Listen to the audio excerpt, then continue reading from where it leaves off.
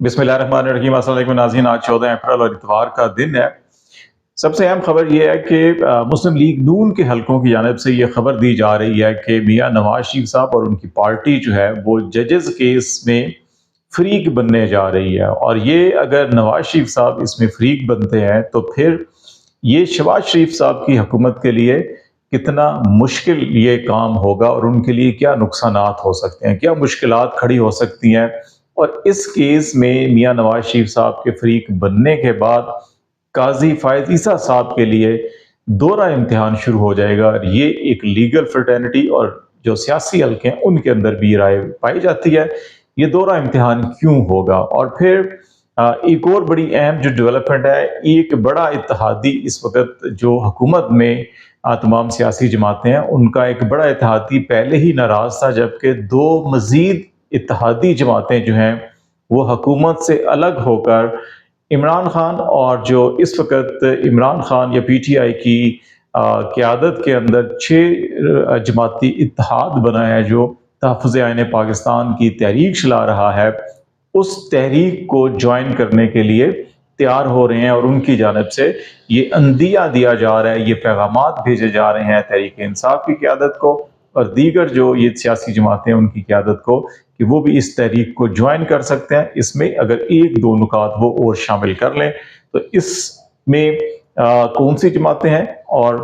क्या जो है कि हुकूमत के लिए मजीद मुश्किलात पैदा हो सकती है। ये और तीसरा बड़ा अहम मामला जो है वो सोशल मीडिया, जिसको शैतानी मीडिया हुकूमती हलकों के अंदर कहा जाता है, उसी सोशल मीडिया के दबाव की वजह से, उसी सोशल मीडिया की खबरों की वजह से हुकूमत को 2-3 बड़े ऐसे इंसिडेंट जिसके अंदर सरकारी अफसरों के मजालिम बड़े साफ नजर आ रहे हैं, उसके ऊपर हुकूमत कार्रवाई करने पर मजबूर हुई है और उन अफसरों को गिरफ्तार किया गया और कुछ के कोर्ट मार्शल और कुछ के खिलाफ महकमाना कार्रवाई शुरू कर दी गई है। ये कुछ डिटेल आज हम आपसे शेयर करेंगे। जहां तक नून लीग या पाकिस्तान मुस्लिम लीग नून के कायद नवाज शरीफ साहब का जो है कि जजेस केस में फरीक बनने का मामला है, तो ये अभी ईद से पहले मुख्तलिफ लीगी रहनुमाओं और पाकिस्तान मुस्लिम लीग नून से करीब वाबस्ता जो तजिया कार हैं, सहाफ़ी हैं, ये जो लोग हैं, ये तवातर के साथ बात कर रहे हैं और ये कह रहे हैं कि मियां नवाज शरीफ साहब ईद के बाद एक नए नैरेटिव के साथ, जो असली उनका नैरेटिव है, एंटी स्टैब्लिशमेंट जिसको नैरेटिव कहा जाता है, कि उसके साथ वो सियासी मैदान में उतरेंगे। और उनका जो मरकजी नुक्ता है वो ये है कि असल जो अदालती नाइंसाफ़ी हुई है वो मुस्लिम लीग नून और नवाज शरीफ के साथ हुई है। इस वक्त 6 जजेस ने जो खत लिखा था और उस खत के नतीजे में सुप्रीम कोर्ट ऑफ पाकिस्तान में जो 7 रुकनी बेंच कायम हुआ, उसमें से एक जज जो है कि वो उस बेंच से अलग हो चुके हैं। लेकिन अभी तवक्को ये की जा रही है कि अप्रैल के आखिरी हफ्ते में फुल कोर्ट तश्कील पाएगी, उसमें यहिया फरीदी साहब नहीं होंगे।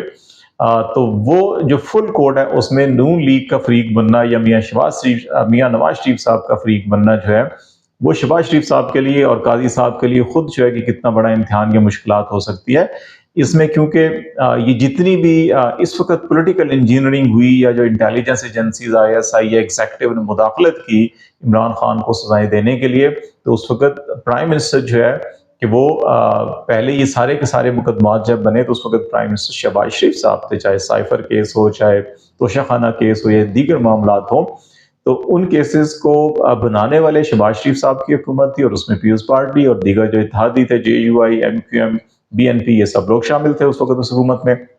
लेकिन जब सजाएं दी जा रही थी उस वक्त केयर टेकर गवर्नमेंट थी, लेकिन उस केयर टेकर गवर्नमेंट के अंदर भी जो लोग जिम्मेदारान थे आज वही इस हुकूमत के साथ भी बैठे हुए थे। इसका मतलब है कि वो तसलसल था शहबाज शरीफ साहब की हुकूमत का। तो अगर वो पॉलिटिकल इंजीनियरिंग हुई एग्जीक्यूटिव और ISI ने की, तो वो तो शहबाज शरीफ साहब और उनकी हुकूमत थी या उनके तसलसल था। तो नवाज शरीफ साहब अपने ही भाई की हुकूमत के खिलाफ अगर फरीक बनेंगे सुप्रीम कोर्ट में, तो फिर वो जो कुव्वतें जो शहबाज शरीफ साहब को यहाँ लेकर आई हैं,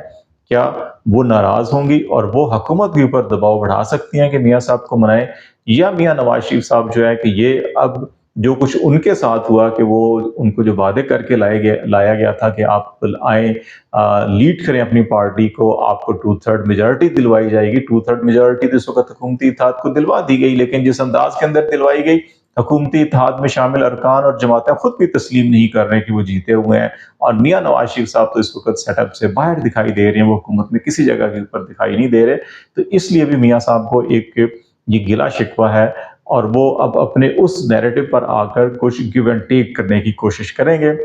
لیکن اپنے نیریٹو کو بحال کرتے کرتے ہوئے وہ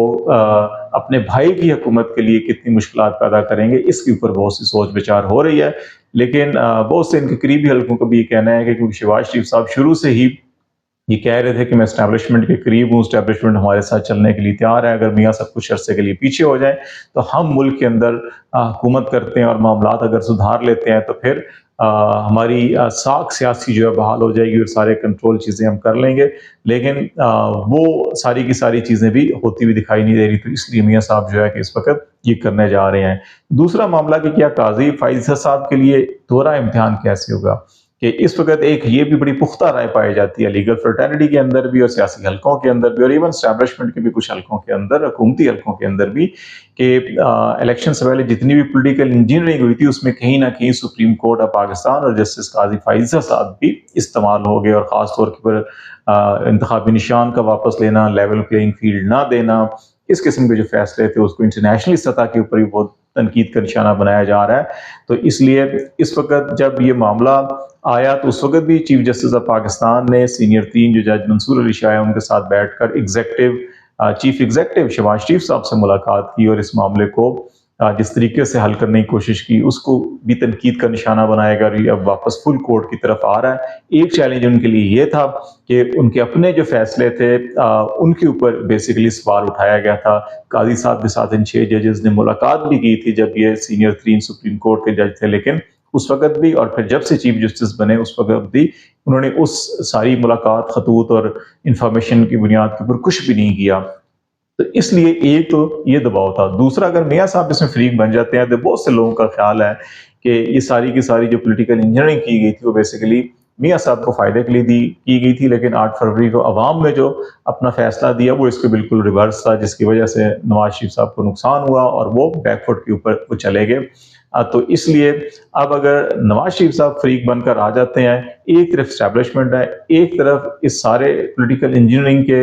نتیجے میں تشکیل پانے والی حکومت ہے، ایک طرف میاں نواز شریف صاحب ہیں اور ایک طرف عمران خان جو اس دفعہ وکٹم ہے۔ اس میں کوئی شک نہیں کہ 2017-18 کے اندر اس وقت بھی پولیٹیکل انجینئرنگ ہوئی، اس وقت بھی شوکت صدیقی صاحب کا کیس، اور اس کے اندر وہ کہہ رہے ہیں کہ انٹیلیجنس ایجنسیز مداخلت کرتی تھی بینچ بنانے کے حوالے سے، ابھی بھی وہی الزامات ہیں۔ پولیٹیکل انجینئرنگ اس وقت بھی ہوئی، ابھی بھی ہوئی، لیکن میاں صاحب جو ہے کہ اپنے اس نیریٹو کو بحال کرنے کے لیے ووٹ کو عزت دو یا سارے کے سارے کو یہ فریق بن رہے ہیں، لیکن ان کا نیریٹو بحال ہوتے ہوتے شاید ان کے بھائی کی حکومت کو بھی اور چیف جسٹس قاضی فائز عیسیٰ صاحب جو ہیں ان کے لیے بھی جو ہے کہ کچھ مشکلات کھڑی ہو سکتی ہیں، اور ان کو ایک دور امتحان سے گزرنا پڑے گا۔ دوسرا معاملہ کہ کچھ اتحادی جماعتیں، جے یو آئی بڑی اتحادی جماعت تھی، پی ڈی ایم کی سربراہ جے یو آئی تھے مولانا فضل الرحمان صاحب، الیکشن کے بعد جو کچھ ہوا وہ اس حکومت سے الگ ہوئے، منانے کی کوششیں کی گئی، ابھی بھی رابطے چل رہے ہیں۔ چیئرمین سینٹ کا الیکشن ہوا، اس وقت بھی ملاقاتیں ہوئیں، جے یو آئی کا وفد جو ہے وہ مبارکباد دینے بھی گیا یوسف رضا گیلانی صاحب کو، لیکن ابھی تک جو ہے کہ وہ عید کے بعد وہ بھی جو ہے کہ ایک عوامی تحریک کا اعلان کر چکے ہیں۔ دوسری طرف یہ 6 جماعتیں جنہوں نے عوامی تحریک کا اعلان کیا ہے، ابھی کے پی کے اندر 2 سیاسی جماعتیں جو ہیں کہ اے این پی اور قومی وطن پارٹی، ان کی لیڈرشپ جو ہے کہ اس چیز کا اظہار کر چکی ہے کہ اگر اس تحریک کے اندر صوبائی جو حقوق ہیں، چاہے وہ مالیاتی ہیں، سیاسی ہیں یا آئینی حقوق ہیں، اس حوالے سے اگر کے پی کی حکومت یا یہ جو اتحاد جو ہے کہ یہ کوئی پروٹیسٹ کرتا ہے یا وفاق کی طرف لانگ مارچ کرتا ہے یا وفاق کے اوپر دباؤ بڑھاتا ہے تو وہ بھی اس کا حصہ بن سکتے ہیں۔ تو اس وقت اے این پی اور قومی وطن پارٹی جو ہے کہ وہ حکومتی اتحاد کا حصہ ہیں، وہ سپورٹ کر رہے ہیں اس حکومت کو، اور اس کی بنیاد کے اوپر اگر وہ الگ ہوتے ہیں تو پھر کے پی کے اندر تو قومی وطن پارٹی اور اے این پی کا ووٹ بینک ہے، اگرچہ وہ زیادہ نشستیں نہیں نکال سکے لیکن پھر بھی ان کی کچھ نہ کچھ اسٹریٹ پاور ہے۔ پھر جماعت اسلامی بھی شامل آلریڈی تحریک انصاف کے ساتھ ہے، تو اس لیے یہ حکومت کے اوپر جو ہے کہ ہر اطراف کے اوپر دباؤ بڑھتا ہوا دکھائی دے رہا ہے۔ اب ایک تیسرا معاملہ جو ہے کہ وہ سوشل میڈیا کا، آپ کو یاد ہے کہ مسلسل تنقید کا نشانہ بنایا جاتا ہے، لیکن سوشل میڈیا ہی ہے جس نے ابھی ریسنٹلی 3-4 بڑے انسیڈنٹ کو بڑا ہائی لائٹ کیا۔ اس میں بھاول نگر کا جو آرمی کی طرف سے تھانے کے اوپر حملہ کیا گیا، اس سے پہلے پولیس کا جو ریڈ تھا اور جو ہوسٹیج بنایا گیا تھا اس گھر کے اندر، وہ بھی سوشل میڈیا کے اوپر چیزیں آئی تھیں۔ اس کو بھی مورد الزام سوشل میڈیا کو ہی ٹھہرایا جا رہا تھا جی کہ دو اداروں کے اندر غلط فہمی تھی، معمولی واقعہ تھا، لیکن اس کو بڑھا چڑھا کر دکھایا گیا یا اس کو ایک